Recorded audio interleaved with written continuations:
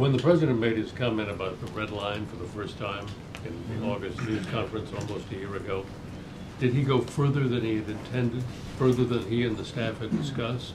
The president's use of the term red line was deliberate and was based on U.S. policy. The world knew that the Syrian government possessed chemical weapons, and we had a concern that as the regime was increasingly beleaguered, it might use chemical weapons against the Syrian people in desperation.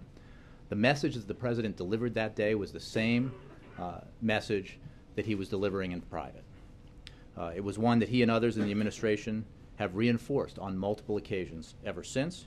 And as I said, it was consistent with what we were saying both to the Assad regime and to others privately. Was there no concern that he had hemmed U.S. policy in a bit?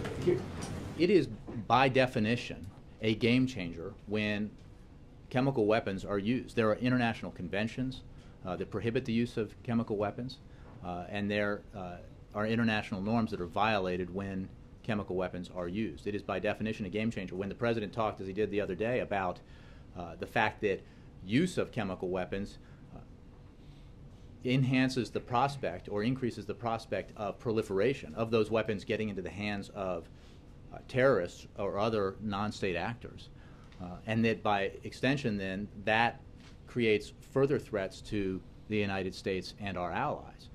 That is why it is such a significant event, and that is why it is a red line that the president made clear when he said that from here, and that he reiterated on numerous occasions thereafter. So you're doubling down on the red line comment. Is there no concern that by doing this, you're raising expectations for some kind of action because you're now being criticized for not acting? Well, what the president made clear is that it was a red line and that it was unacceptable, and that it would change his calculus as he viewed the situation in Syria, because the use of chemical weapons represents the kind of escalation and threat that I just described.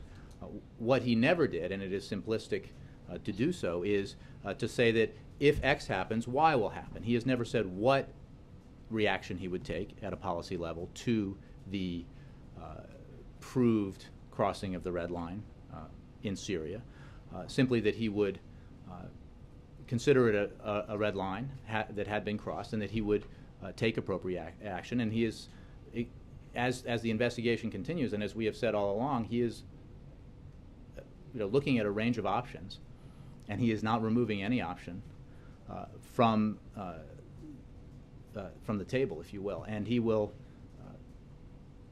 take action that he thinks is in the interest of the United States and our national security, as well as in the interest of the Syrian people. So you're saying that